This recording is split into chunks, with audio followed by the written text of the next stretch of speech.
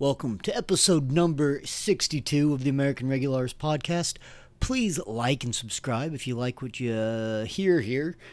And we are going to just cut right to the chase today.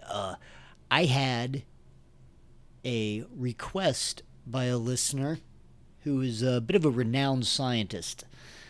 And the information doesn't have to do with science, but he wanted me to cover the gerrymandering going on right now. And admittedly, maybe I like the more salacious or conspiratorial sometimes different things to talk about. But this is definitely in the news. It's definitely interesting. And while I won't pretend to know everything on gerrymandering, I figured what I would do is I found like a little 11-minute clip of one of those panels from CNN. We're going to take a listen to it. I'm going to give you my thoughts on the matter. I mean, it's politicians being politicians more than anything, but I think I can provide a little more insight than that. Unfortunately, I suppose I could dig this up. I don't watch enough CNN to know who any of these people are. It seems like two white guys that are Republicans, a black lady that's a Democrat, and I don't even remember who else. But it seems to be a table of like 4 or 5 of them. Now, I'm sure none of their arguments are perfect, but I think gerrymandering is one of those things that has been around for so long. Most of us had it in a textbook if we were paying attention enough as kids, that it's kind of in the norm to agree that gerrymandering isn't good. And so what it devolves into is he said, she said, or he started it. Like, politicians really revert to a lot of the same arguments my young children give. But without kicking around anymore, let's just listen to some of this, and I'll pause here and there.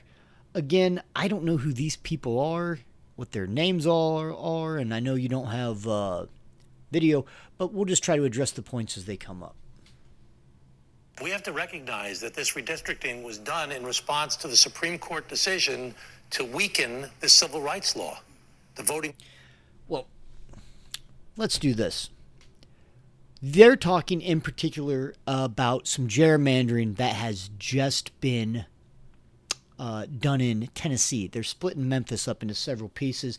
This is the Republicans are doing this to gain seats, and I probably should, just for clarity, explain what gerrymandering is real quick if you're not familiar. It's when they redistrict like congressional seats, and usually there's like 2 ways they do this to try to benefit them. It's usually the people that can adjust it, right, are the ones that do it, obviously. But you can either try to split up. Let's say you've got however many Democrats and you're a Republican, you're trying to gerrymander. So you either try to spread all the Democrats out enough to where you gain all the districts, right? And you absorb as many of the Democrat voters as you can into your red districts without being worried that you're going to lose or become upset there. Or you redistrict it, you take the loss on one, right? Kind of this von Clausewitz, he who defends everything defends nothing. And you put all the Democrats, or vice versa, all the Republicans into one congressional district. You basically cede that district to them to ensure that you at least get the others, all right? This has been done for a long time. It was some guy named Jerry back like early on in our nation, like in the beginning of the 19th century, I believe is when gerrymandering first started. They've been doing this, and then you get these weird little congressional district lines, and it's been going on ever since. Both sides have done it, and this is one of those things where if it's like the Israel-Palestine thing, where if you just try to go back, well, we did it because, the Republicans go, well, we're doing Tennessee because recently the Democrats tried to do Virginia, and they had these crazy lines going into D.C., and it actually got overturned, we should note, because the court said, hey, you guys put this in too late. The early voters didn't get a say in this. And so the gerrymandering the Dems were going to do in Virginia got denied, Now Tennessee's going to get it done, and I think Texas and Florida. There's a lot of it going on right now, and it seems like the Republicans have the upper hand. All right. Hopefully that sets up the clip better than what I previously did. Act, which was put in place to protect African Americans' right to have representation.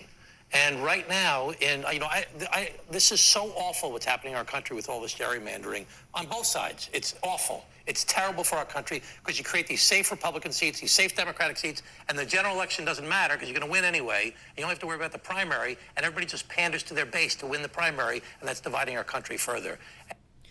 All right. So this is a big regular point of gerrymandering, right? It divides them in a way. You try to split them up. And in this way, he's talking, hey, the blues are with the blues, the reds are with the reds, and it divides our country even further. Now, here's the problem. Dividing in and of itself isn't necessarily the worst idea if the congressional seats had more rights, right?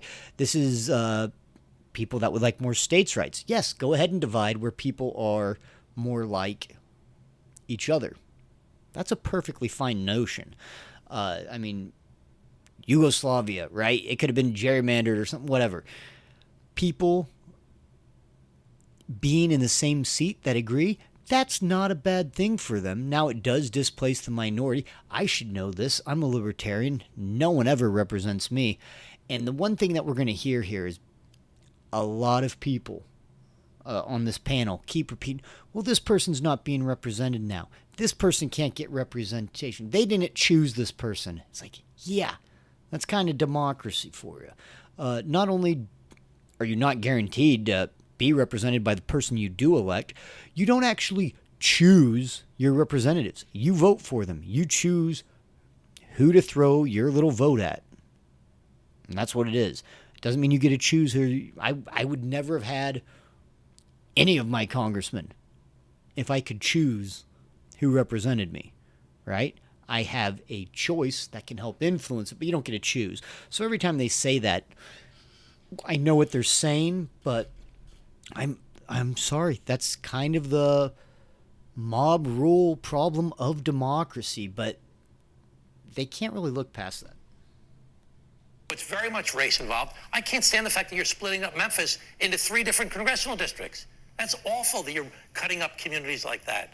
And that's happening in places throughout our country right now, and it's bad for America. Are you opposed to the gerrymandering efforts in New York as well? I'm opposed to all gerrymandering. I've always been opposed to gerrymandering. It's bad for the country. So she immediately, whataboutism, right?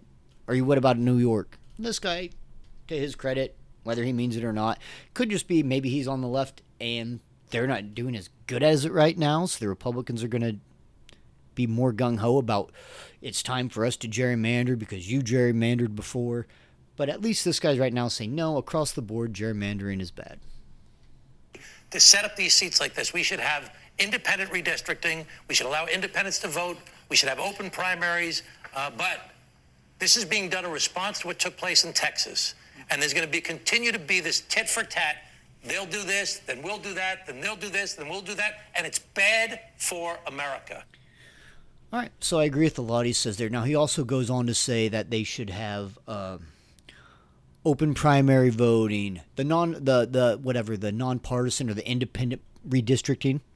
I'm fine with that. The open primary, I don't care. If you're trying to make it as democratic as possible or as representative as possible, these guys will never.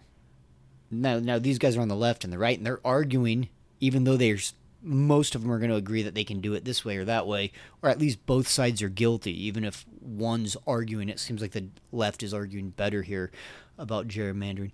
They never vote for ranked choice voting. They never suggest that as a way to increase the value of your choice, of your vote. They don't do that. They'll stay within the Overton window of how to make democracy the best. And then at the same time, it'll be the other person's fault.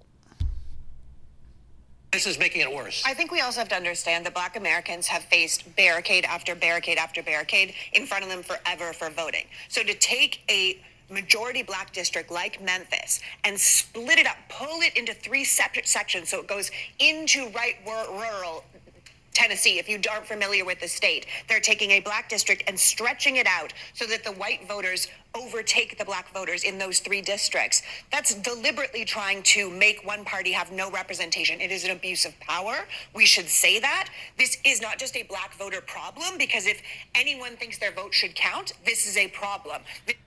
So she brings race into it pretty quickly, which isn't not par for the course for these guys. But then she goes, and by the way, this isn't just race. This is about anyone not having their vote represented. And that's right.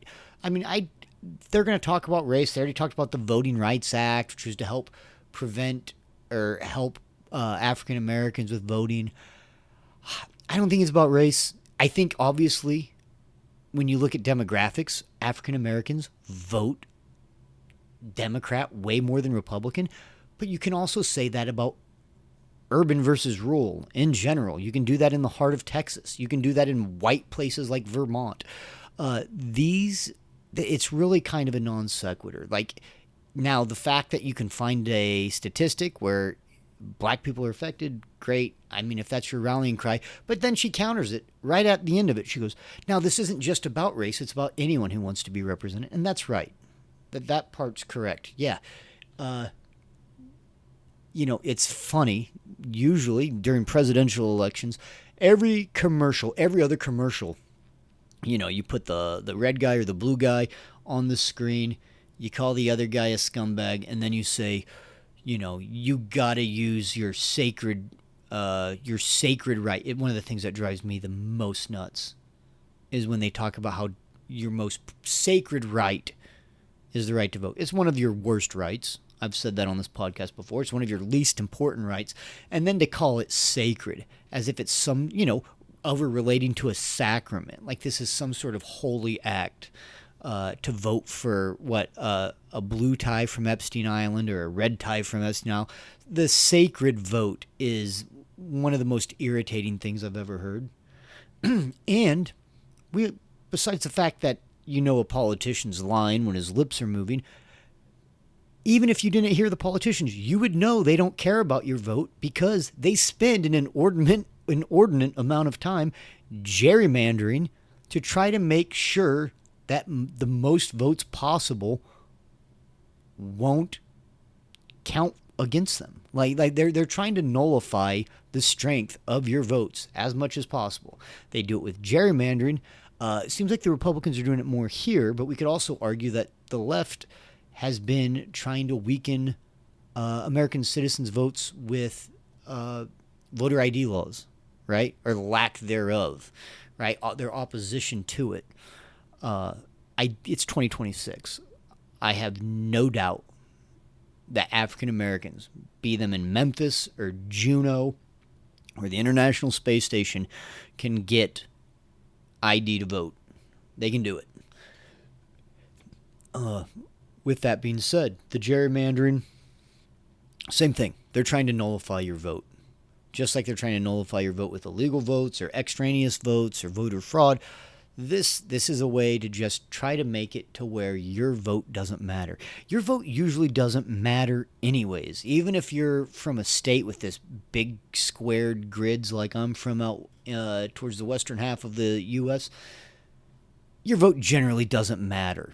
It just doesn't, unless it's in one of these few battleground states, and then they even can, it's Maricopa County or whatever. They even limit it down to counties. Your votes just generally don't matter. Now, in congressional seats, they do matter more, and that's why the gerrymandering comes into play here. It doesn't impact presidential votes. But let's keep going. Starting with black voters, but it'll carry on to all of us. The bottom line is Trump and the MAGA Republicans are losing. People are not happy with how they are running the country. So they are desperate to control the outcome of elections by stripping away their opponents' power piece by piece, particularly in the South where they have the most control. We need a national ban on gerrymandering. It doesn't matter what party we have. Any law that limits who can vote, how they can vote, if their vote is counted, is wrong. We need fair, nonpartisan maps. Take a grid to the entire country if you have to. We shouldn't have what happened in Texas, in Florida, in Oklahoma, and yes, in California and Virginia. That should not be happening. It should be fair, and if you are someone that believes that your vote should count, you should be angry. You do not have to be a Black American for this to happen, but you should be angry on behalf of Black Americans that it's happening to them again.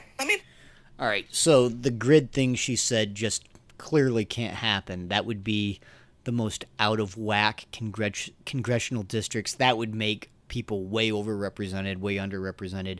I think she's just filling up air when she's saying that. But she goes again, look, it's happening on both sides. It's bad. But what I like, what this lady says here, she's like, no, one of the reasons the Republicans are doing this, well, you can only redistrict every so often. It's like every 10 years or something like that, and it came up, so now they've got their chance.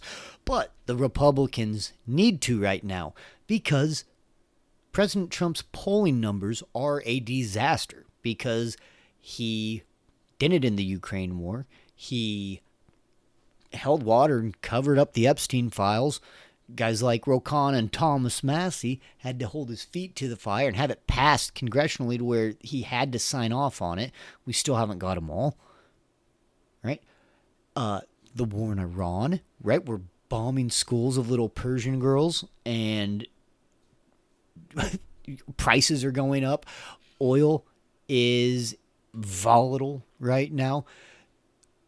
And we just don't want a foreign entanglement with a big power, especially after he had bragged about how his little 12-day war or whatever was going to knock them back decades, and then within a year, we're engaged in this thing.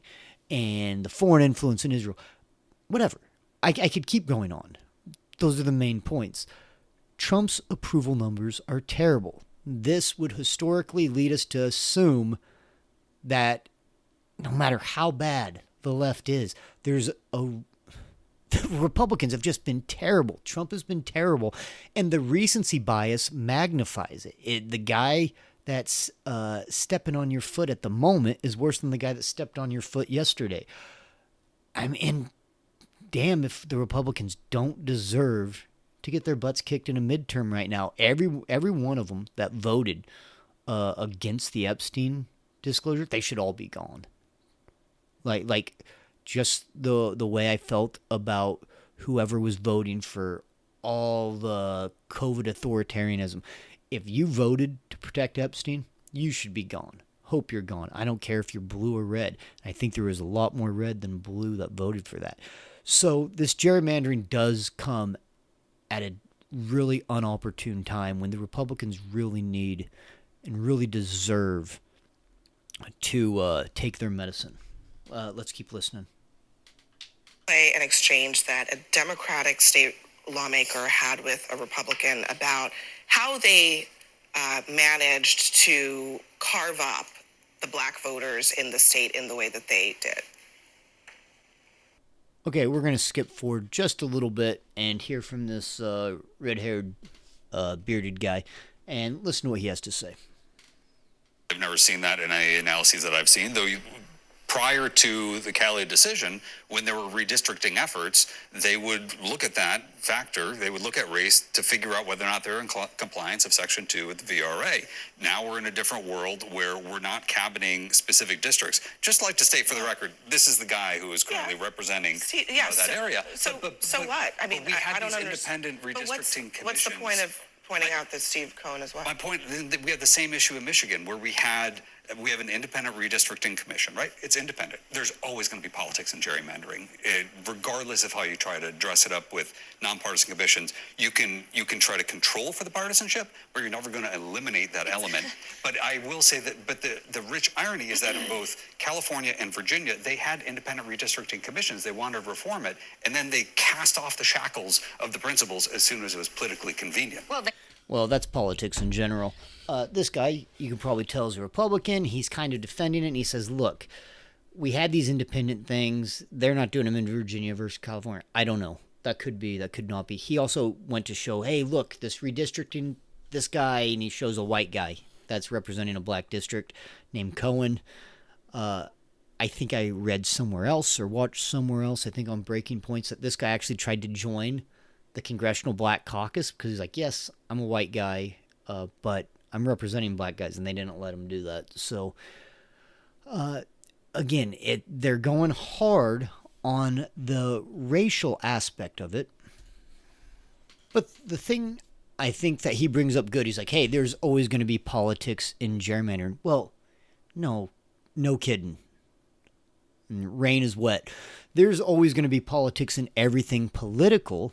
And of course, they do the most expedient thing. And as soon as they get the opportunity to, they turn their head and look the other way when it's their rules. Right now, it's the Republicans doing it, or whatever. Virginia and California Democrats just did it. And now the Republicans are doing it in Tennessee, but now it's okay.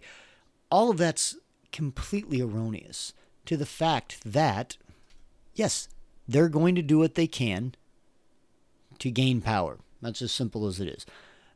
They will nullify your vote. They will put it into another spot. And if they can't do it that way, they'll do it another way.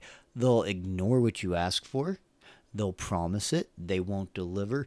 I recently saw, Virginia was pretty upset that they weren't able to gerrymander because the courts, the Supreme Court of Virginia, and please write me if I get this wrong, because this is kind of off the cuff and going off of memory. The Supreme Court of Virginia turned it down because they said, hey, early voting was already going on, which is another thing that's not great for voting, but we can go into early voting some other time. Early voting was already going on, so we can't put this through on the ballot or whatever this time, which they were going to let Virginians vote on the redistricting, which is something. But then again, that's just mob rule. Okay, 90% want it redistricted. Okay, but if they do that to where you can never have representation for the other people, that's a bad form of democracy. Democracy is not inherently good. That's a bad form of democracy. If people can vote for how you're getting it redistricted, then people can vote themselves into a permanent leverage position, or at least maybe not permanent, but for a very long time. And again, so the New York Times reported on this, I believe.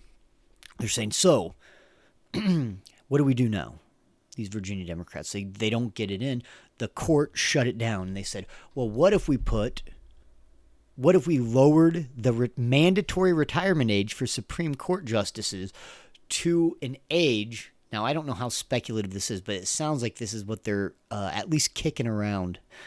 What if we lowered the mandatory retirement age of the Supreme Court of Virginia that forced all of those guys to retire? We then put in everyone that we want to into the Supreme Court, right? Just a clean sweep, who would then turn around or review it and say, no, go ahead and redistrict, right?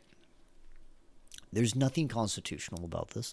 There's nothing in the best interest of the people. This is not representation. This is power plays. This is House of Cards stuff. This is the voter. Even the people that are saying their best piece on this, the voter's not in mind here. It is the parties who are concerned about this. They're concerned about the parties and how it will affect the parties, not really the people. Maybe a couple of them are, but for the most part, a lot of the cries you'll hear is, now's not a good time for the Democrats. Or, no, it's fine now because it is a good time for the Republicans, or whatever. It's about the party, and it's not about you. Now, light at the silver lining for me, I guess if anything, is like, no, I don't know if it's silver lining, but democracy, like this idea that we're attacking the sacred thing, democracy has yielded very poor results. I just showed you, I talked about mob mentality, mob rule. There's a lot of ways where democracy just isn't either A, that effective, B, that easy. The red-haired guy we just listened to, he talked about, hey, this is gerrymandered, this is re-gerrymandered. This stuff's been going on since the 1800s, like the early 1800s. It's no one will ever be happy with how it's drawn up. Now, there are very egregious examples, and I'm not saying we shouldn't try to make it better, but democracy is a flawed system. You can't make it perfectly level. You can't do it. It's too imperfect of a system. Now, I don't want to sound racist for saying that, because before we leave, I have a degree in history. I'm kind of a history nerd, I guess is fair to say. However, before today, or earlier this week, I learned something brand new about democracy, and I fear that I will sound racist on this podcast episode because, well,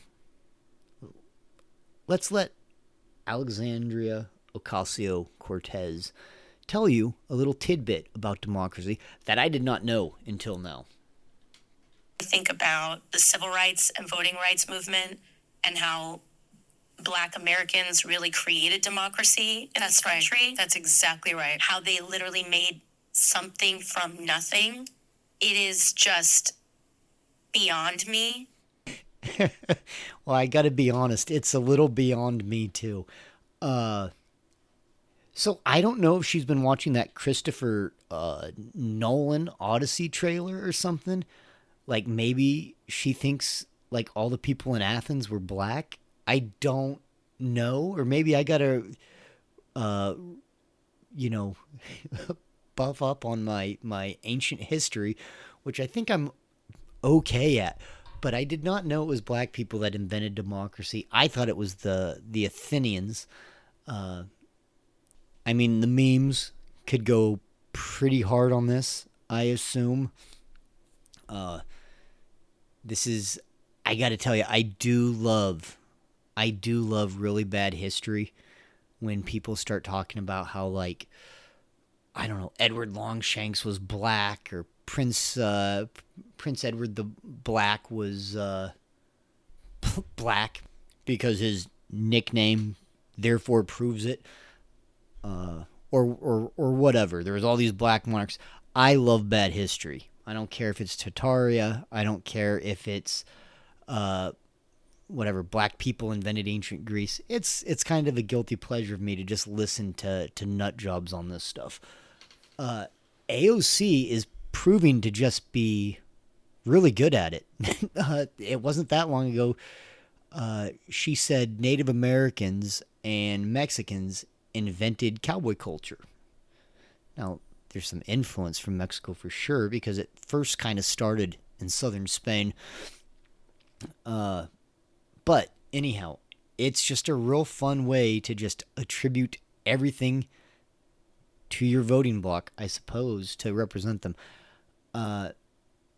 And look, as ugly as our democracy has been, I'm not sure, maybe black people don't want to be the ones holding the hat on this right now, because our democracy is not really producing right now. I also love the other gal who knows an equally small amount of history, just really getting in there with the affirmations. Just, that's right. That is absolutely 100% right. No doubt about it. Rain is wet. The sun comes up in the east. Black people invented democracy. Could not be more enthusiastically certain about AOC's just inane comment. And also, AOC says literally a lot when it's very not literal. I know that's kind of like a Valley Girl stereotype, but she noticeably says it. They are literally doing this. Yada, yada, yada. So, in conclusion, I wish the Athenians or the ancient blacks of Greece, or whoever invented democracy, I wish they would have figured out this gerrymandering stuff. It's not going to be resolved. It's not wanted to be resolved. This is not an issue to the politician. This is a tool or a weapon. And it's just not fun when it's being wielded against whichever party doesn't want it wielded against them. But neither side wants to get rid of it. They just want to mitigate the damage done from the other side. That's all that is. It's what most of politics is. So, gerrymandering, interesting, not inconsequential. And it's just really, if anything, it's just one more example of how little the state and those trying to run it actually care about your representation. So, I hope you liked it. I hope you liked the episode. Nice, short, and sweet one. I really wanted to cover Trump making a golden idol of himself. Maybe we'll catch up. Maybe I can hit another one in this week and bring that into it, because it's like he did the meme. So I'd like to catch up on that. Thank you for listening. Please like and subscribe. Tell your friends. Share it with people. And see you later.